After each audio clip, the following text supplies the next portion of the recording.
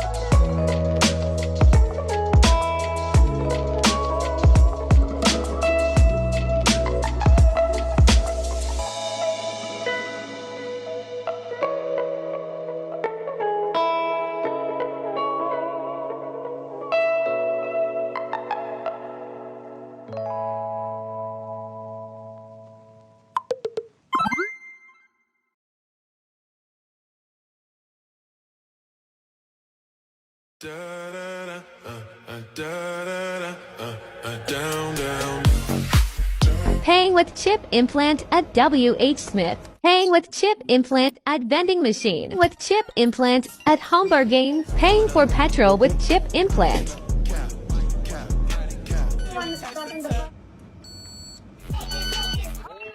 Oh my God!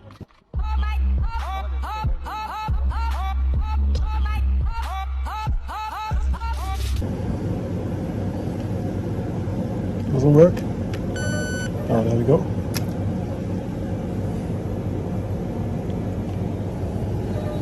How do you do it? Magic.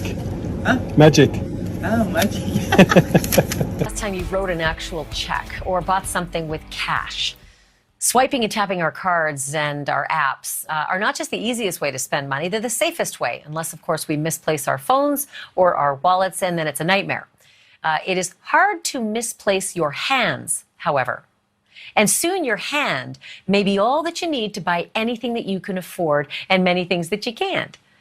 Because a company called Walletmore is developing a very teeny, teeny, tiny chip. You see it there in the X-ray? That should creep you out. The chip is like the ones that are found in smart credit cards or debit cards, and the chip gets embedded just under your skin and makes your whole hand a credit card. Joining me now is Wojtek Perota. He's the CEO and founder of Walletmore. Okay, Wojtek, this is so futuristic and out there, but walk me through how it actually works. Hey, so first of all, thanks for having me.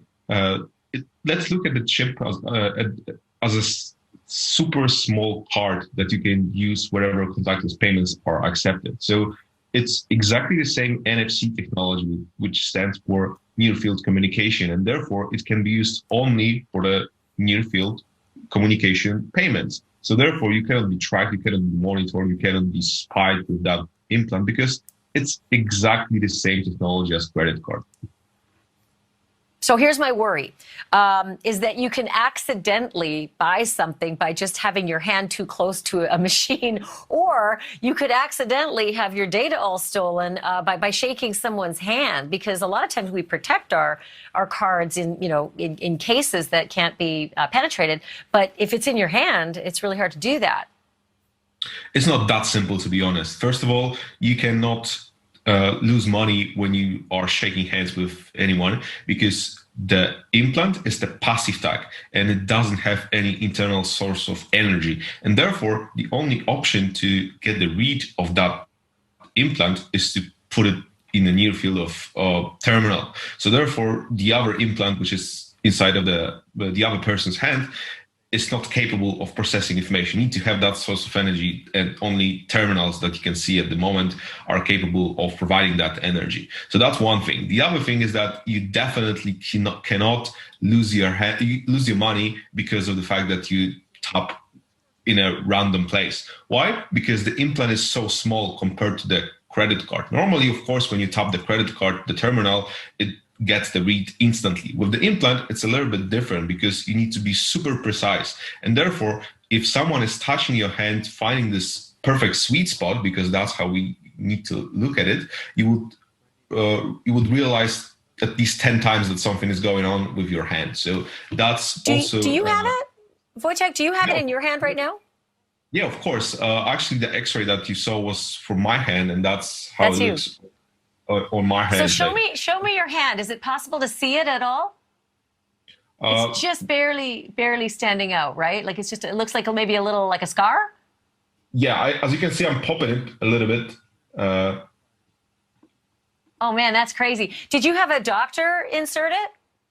Yeah, of course, that's part of the deal, because we are only building the implants. And when it comes to the installations, we want the whole experience to be as safe as possible. And therefore, we built a network of partners all across Europe and the US. So therefore, if you are ordering an implant from our site, it's of course shipped to you, but then you need to schedule the appointment with one of the specialists who will just set it up for you. I've been using Lark's Picture PureVids for months now and absolutely love its different approach from other filtered pictures that I've used in the past. So do you use it? Like, do you go up to a cashier and say, yeah, I'll just tap my hand? And if that's the case, what's the reaction from the sales clerks? Yeah, of course. I've been testing it myself since the very beginning. I have been the first person to get it installed, and reactions are pretty wild, to be honest. Sometimes people just don't care, but because when they are stuck in the office for like 10 hours, they just do not care. They just care about having the payment to be processed. But sometimes the reactions are really extreme, because when I tap my hand and there's clearly nothing hidden inside of the glove or anything else, anywhere else, they are just asking, how the hell is that possible? You need to have a watch somewhere down here in your shirt. But when I'm just taking it down and seeing and showing that, okay, there's nothing out there, then the conversation begins. But in most cases, it turns out to be like a positive conversation, because as long as I explain how it works and what's actually inside, they're pretty much optimistic about it. So there is an instant. Well, I'll tell you what, there's still a lot of regulatory there. I mean, this is a long way before it's mass market appeal, but it is really interesting to see that you're on the leading edge of this and that you're doing it yourself as your lead guinea pig. Wojtek Paprota, thanks so much for being on. I want to stay with you on this story to see how you do with the business. So this is something that is a little bit different because they're talking about it being a bank card. Now, obviously, we've seen the stuff with Amazon, right? Where in the Amazon store, you can go into the store, you don't have to do anything. It automatically, as long as you have your phone on you, it automatically, you can just go in, take what you want, and walk out, and it automatically, you'll pay for it, it'll track what you buy, etc. This is a little bit different because this is linked directly to his bank. This is provided from the bank, pretty much. The bank is connected, at least I should say, with this company. So all of his money is literally in his hand. So he could walk around if he's got $100 in his bank account. He can go out and he could spend $100. You walk up to anything that has the scanning capabilities, which we've all seen now with the tap and pay, which again I've talked about over the years, how they went from just a credit card to the chip, right? Then they started putting propaganda out there about the chip and how the chip was falling out of credit cards, to the tap and pay, where you just tap your credit card on the actual, credit card machine. And eventually, instead of tapping, this is going to be the next thing. And this is going to be pushed onto the youth. They know that older people are not going to do this. They know that people unless they're the complete libtard losers, they know that they're not, but they know they can influence children. That's why this New World Order to them is so important, to brainwash the youth out there with this crap, because they know that they can say, let's put it on TikTok. Let's make it look really cool. Let's make it look really easy. Let's make it look really fun, right? So people almost want to get it and go to the store and just run around and pay for things with their hand or their wrist.